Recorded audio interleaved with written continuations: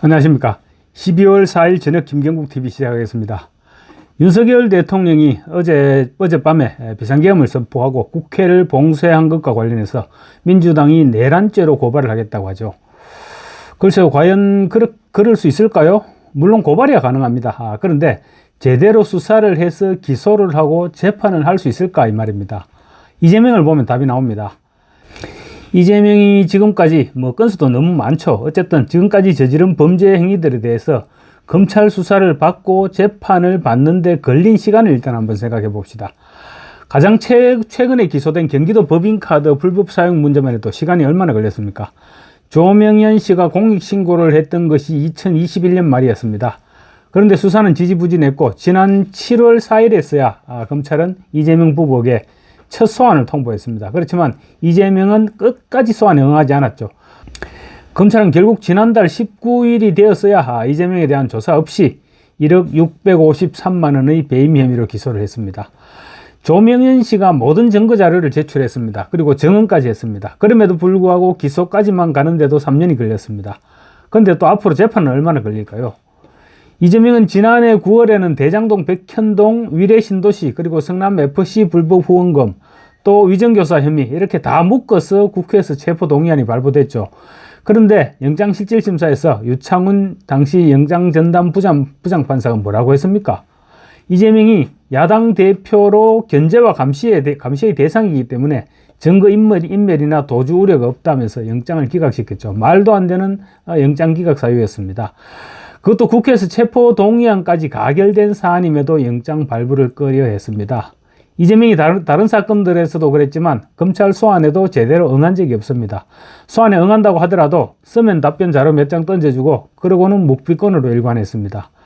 야당 대표만 되어도 이 정도 위세를 떨쳤는데 아무리 내란죄라고 하더라도 현직 대통령에 대해서 제대로 수사를 하고 기소를 할 수 있을까요? 아마도 고발을 하면 공수처에 고발을 하겠죠. 공수처에 고발을 하게 될 건데 공수처는 어떻습니까? 그러지 않아도 지금 실력 없는 것으로 정평이 나 있습니다. 그런 공수처가 현직 대통령을 불러서 과연 수사를 할 수 있을까요? 막말로 나 바빠서 못 가겠다 이러면 어쩔 겁니까? 이재명이 늘 그랬죠. 나 바빠서 지금 계속 못 간다. 이제 일정을 연기하자. 소환 날짜를 조정하자. 계속 그렇게 해서 결국 나가지 않았습니다. 이재명이도 그러는데 대통령은 야당 대표보다는 10배 이상은 더 바쁘지 않을까요? 사건 내용도 내란죄는 법인카드 불법 사용 등과는 비교도 안 될 정도로 복잡합니다.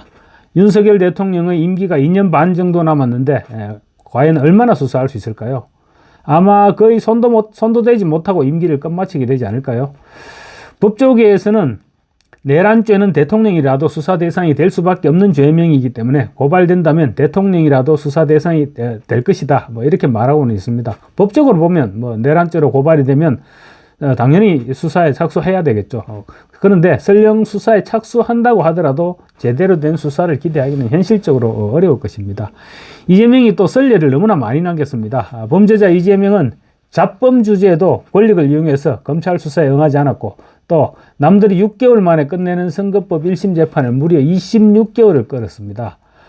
현직 대통령에 대한 내란죄 수사는 법리적으로 볼 때야 수사와 기소 그리고 구속까지도 얼마든지 가능하죠. 그렇지만 현실적으로 볼 때는 또 가능하지 않은 영역이라는 것이죠. 그런 점을 볼 때 내란죄로 고발한다고 하더라도 크게 실효성을 기대하기는 어렵지 않겠느냐 이런 생각입니다. 조금 있으면 조국도 구속되고 이제 이재명도 선거법과 위정교사 항소심 재판을 받게 되고 그렇게 되면 내란죄로 윤석열 대통령이 고발을 당한다고 하더라도 그리 큰 효과를 보지는 못할 것입니다. 민주당 조성래 수석 대변인은 이런 말을 했습니다. 수사기관은 전 국민이 인지하고 있는 내란 사건인 만큼 즉각 수사에 착수해서 내란범들을 법의 심판대에 세우라 이렇게 촉구했습니다. 불과 열흘 전에 자기 당 대표 이재명은 어땠습니까? 전 국민이 알고 있는 전 국민이 몇 번씩은 다 위정교사를 시키는 테이프를 다 들었을 것입니다. 모든 국민이 알고 있는 제1야당 대표 이재명의 위정교사죄는 그런데 무죄가 선고됐습니다. 물론 판사 나름이겠지만 현직 대통령과 관련한 사안이면 수사나 기소, 재판 어느 것 하나 쉬운 게 없을 겁니다. 아마 더군다나 또 이재명이 고비 때마다 선례를 제시할 것입니다. 법조계에서는 법을 적극적으로 해석하면 대통령 수사도 가능하다. 계엄 해제를 위한 헌법상 절차를 막았다는 것은 큰 문제다. 정당한 계엄령이 아니고 실체적 하자가 있다. 뭐 이런 주장들을 주저리 지금 늘어놓고는 있습니다. 이건 그런 말들은 어디까지나 법의 영역이죠. 정치는 또 다른 영역입니다. 그걸 가장 극명하게 보여준 사람이 바로 이재명이었던 것이죠. 이와 함께 또 긴급 비상계엄 선포 필요성이 과연 있었느냐 이런 점을 둘러싸고도 논란이 예상됩니다. 그런데 필요성이란 부분은 상당히 주관적인 판단 영역이죠. 국가 운영을 책임지고 있는 대통령이라는 입장을 감안한다면 헌법기관인 감사원장과 사법처리기관의 장을 멋대로 탄핵을 하려 하고 또 예산안까지 멋대로 쪼무르는 국정마비 사태를 보고 이거 정말 비상사태다 이렇게 늦게 쓸 수도 있다는 것입니다. 그래서 결국 탄핵안이 윤 대통령에 대한 탄핵안이 국회 통과만 저지된다면 물론 국회에서 탄핵안이 통과된다고 하더라도 헌법재판소에서 부결시킬 가능성이 훨씬 높기는 하지만 어쨌든 국회에서 통과만 저지시켜버린다면 오히려 전화위복시켜서 역전 홈런을 때릴 기회도 얼마든지 남아있다고 볼 수 있습니다. 내란으로 따지자면야 대통령실과 감사원, 경찰, 검찰, 특활비 예산 모두 삭감시켰죠. 그리고 감사원이나 검찰은 특경비까지 내년도 예산을 제로로 만들어버렸습니다. 아예 일을 하지 못하도록 만들었죠. 그런 것이 더 내란에 가까운 행위가 아닐까요? 그리고 여러분 또 지금 오늘은 또 어떤 일이 일어났는지 아십니까? 자녀 입시 부정 그리고 청와대 감찰 방해 이런 혐의로 2심에서 징역 2년을 선고받고 오늘 12일이죠. 이제 며칠 안 남았습니다. 12일 날 대법원 최종 판결을 앞둔 조국이 뭐라고 했는지 아십니까?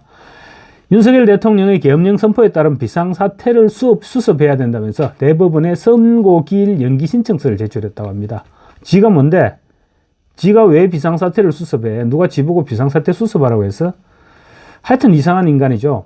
그만큼 오래 뻗댔으면 됐지 뭐가 부족해서 또 기일을 또 연기해달라 그래. 조 대표 오늘 아침 조희대 대법원장이 기자들에게 하는 얘기 못 들었나 보구나.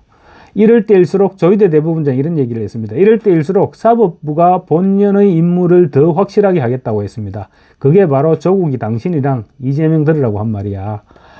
어쨌거나 똘똘 뭉쳐서 윤 대통령 탄핵은 무조건 막아야 되고 또 조국이나 이재명이라고 멀쩡한 재판 일정들을 또다시 연기해주는 일이 있어서는 절대로 안 될 것입니다. 오늘 보니까 광화문에서 또 보수 우파 진영이 다시 힘을 모으고 나서기 시작했던 것 같습니다. 다시 이제 희망이 보이고 있습니다. 감사합니다.